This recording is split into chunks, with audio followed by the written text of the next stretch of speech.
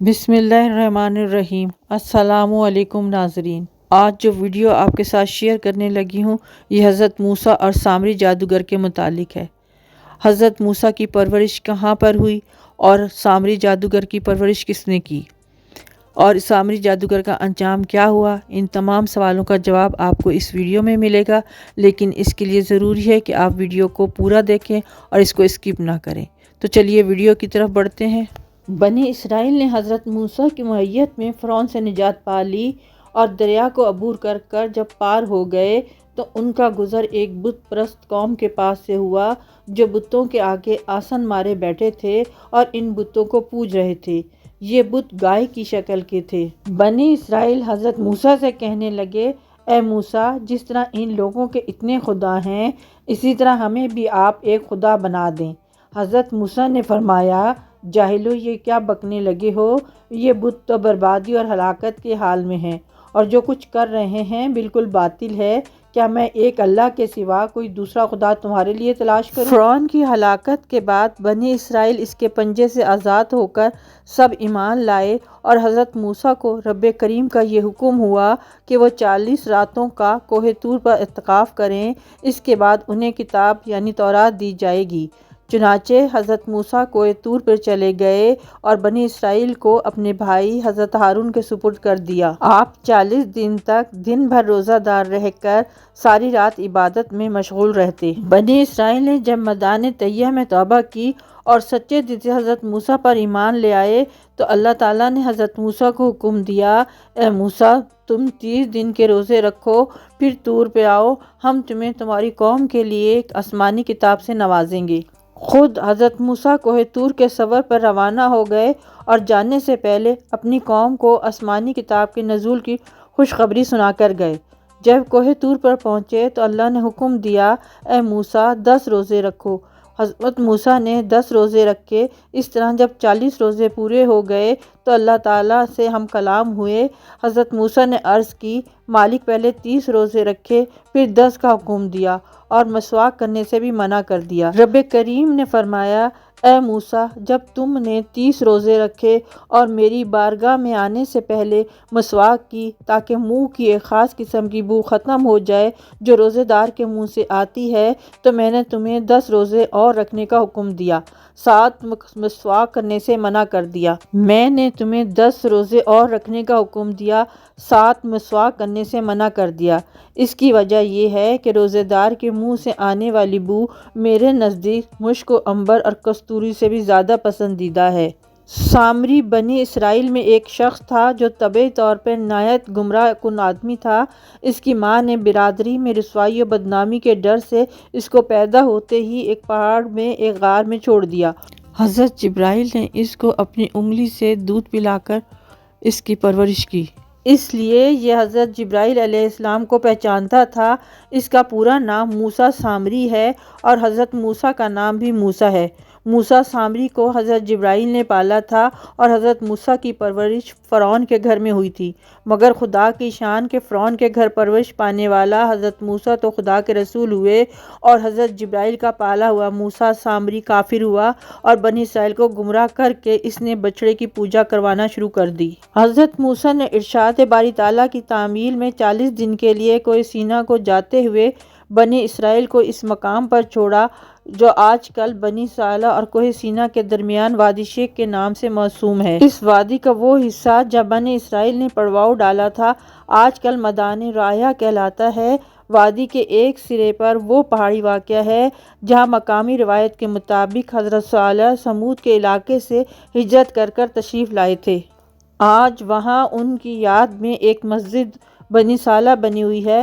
دوسری طرف ایک اور پہاڑی جبل ہارون ہے جہاں کہا جاتا ہے کہ حضرت ہارون بنی اسرائیل کے بچڑے کی پوجا سے ناراض ہو کر جا بیٹھے تھے۔ تیسری طرف سینا یعنی کوہ طور کا بلند پہاڑ ہے جس کا بالائی حصہ اکثر بادلوں سے ڈھکا رہتا ہے اور جس کی بلندی 7369 فٹ ہے۔ اس پہاڑی کی چوٹی پر آج تک وہ کھو زیارت گاہ بنی ہوئی ہے جہاں حضرت موسیٰ نے چلہ کیا تھا۔ اس کے قریب مسلمانوں کی ایک مسجد اور عیسائیوں کا ایک گرجا ہے، اور پہاڑی کے دامن میں رومی قیصر جسٹن کے زمانے کی ایک خانقاہ آج تک موجود ہے۔ جب کوئی آدمی ازل سے ہی نیک بخت نہیں ہوتا، وہ نامراد ہوتا ہے۔ موسیٰ سامری جو حضرت جبرائیل کا پالا ہوا تھا وہ کافر ہوا، اور موسیٰ جو فرعون کی پرورش میں رہے اور خدا کے رسول ہوئے۔ اس کا یہی راز ہے کہ موسیٰ سامری ازلی شقی اور پیدائشی بدبخت تھا، لہٰذا حضرت جبرائیل کی تربیت اور پرورش نے بھی اس کو کچھ نفع نہ دیا اور وہ کافر ہی رہ گیا۔ اور حضرت موسیٰ چونکہ ازلی سعید اور نیک بخت تھے، اس لیے فرعون جیسے کافر کی پرورش سے بھی ان کو کوئی نقصان نہیں پہنچا۔ جن دنوں حضرت موسیٰ کوہ طور پر 40 دن کا اعتکاف میں بیٹھے ہوئے تھے، سامری نے آپ کی غیر موجودگی کو غنیمت جانا اور یہ فتنہ برپا کر دیا کہ اس نے بنی اسرائیل کے سونے چاندی کے زیورات کو مانگ کر پگھلایا اور اس سے ایک بچڑا بنایا۔ اور حضرت جبرائیل کے گھوڑے کے قدموں کی خاک جو اس کے پاس محفوظ تھی، اس نے وہ خاک بچڑے کے منہ میں ڈال دی، وہ بچڑا بولنے لگا۔ پھر سامری نے بنی اسرائیل سے یہ کہا: اے میری قوم، حضرت موسیٰ تو کوہ طور پر چلے گئے ہیں، حالانکہ تمہارا خدا تو یہی بچڑا ہے، لہٰذا تم لوگ اس کی عبادت کرو۔ سامری کی اس تقریر سے بنی اسرائیل گمراہ ہو گئے، اور 12,000 آدمیوں کے سوا ساری قوم نے سونے چاندی کے بچڑے کو بولتا دیکھ کر اس کو خدا مان لیا اور اس کے آگے سرسجود ہو کر اس بچڑے کو پوجنے لگے۔ چنانچہ اللہ کا ارشاد ہے، ترجمہ: اور موسیٰ کے بعد اس کی قوم اپنے زیوروں سے ایک بچڑا بنا بیٹھی، بے جان کا دھڑ گائے کی طرح آواز کرتا۔ سورہ اعراف، رکوع نمبر 18، آیت نمبر 148۔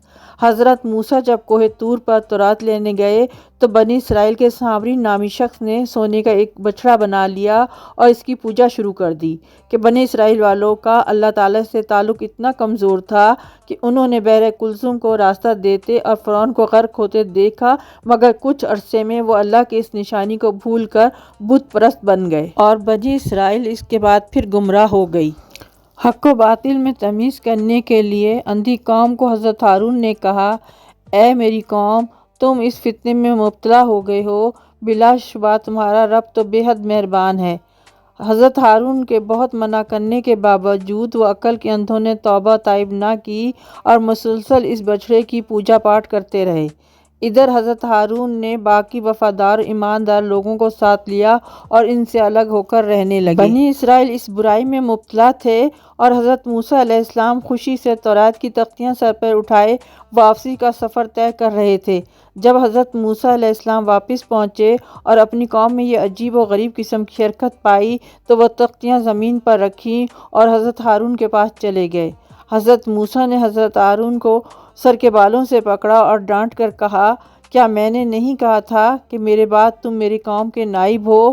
انہیں گمراہ مت ہونے دینا، تم نے انہیں روکا کیوں نہیں؟ حضرت ہارون نے حضرت موسیٰ کی بات سنی تو معذرت کر کر کہنے لگے: اے بھائی، قوم نے مجھے کمزور سمجھا اور قریب تھا کہ یہ مجھے مار ڈالتے، تم مجھ پر دشمنوں کو نہ ہنسنے دو اور مجھے ظالموں میں نہ ملا۔ سورہ اعراف۔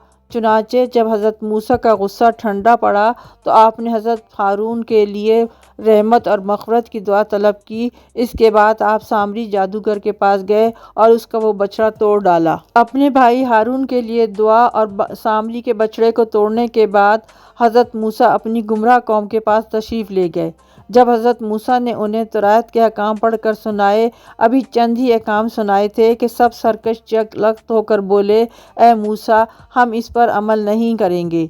ان کی یہ بات کرنے کی دیر تھی کہ اللہ تعالیٰ کا غضب نازل ہو گیا اور ایک پہاڑ زمین سے خود بخود کھڑا ہوا اور ان کے سر پر ہوا میں معلق ہو گیا۔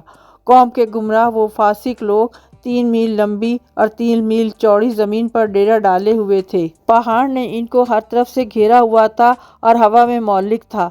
جب انہوں نے یہ دیکھا کہ پہلے تو بڑے نخرے کیے: اے موسیٰ علیہ السلام کا خدا ہمارے نخرے نہیں اٹھائے گا، ہماری سرکشی کا سکہ نہیں چلے گا، تو تمام کے تمام فوراً سجدے میں گر گئے اور حضرت موسیٰ سے عرض کرنے لگے: اے موسیٰ، ہم آپ پر، آپ کے خدا پر ایمان لائے، ہم توریت کے سب احکامات کو قبول کریں گے اور ان پر عمل کریں گے۔ چنانچہ اللہ تعالیٰ نے قرآن مجید میں فرمایا، اور جب ہم نے پہاڑ ان پر اٹھایا گویا وہ سائبان ہے، اور وہ سمجھے کہ یہ ان پر گر پڑے گا جو ہم نے تمہیں دیا زور سے، اور یاد کرو جب اس میں ہے تاکہ تم پرہیزگار بنے رہو۔ سورہ اعراف۔ ان کے سجدے کی قابل ذکر بات یہ ہے کہ تمام لوگوں نے سجدے میں اپنے رخسار اور اپنی بونہیں زمین پر رکھیں اور اپنی دائنی آنکھ اٹھا کر پہاڑ دیکھتے رہے کہ کہیں یہ ہمارے اوپر گر تو نہیں رہا۔ یہی وجہ ہے کہ اب بھی یہودی اسی طرح سجدہ کرتے ہیں، صرف اپنا بایاں رخسار اور بائیں بونہیں زمین پر رکھتے ہیں۔ بہرحال جب بنی اسرائیل نے توبہ کر لی تو یہ پہاڑ امر الہی سے واپس اپنی جگہ پر چلا گیا۔ امید ہے آپ کو آج کی ویڈیو پسند آئی ہوگی۔ اگر آپ کو ویڈیو پسند آئے تو اس کو لائک کریں، شیئر کریں اور میرے چینل کو سبسکرائب کریں۔ پھر ملیں گے ایک نئی ویڈیو کے ساتھ، تب تک اپنا خیال رکھیں۔ اللہ حافظ۔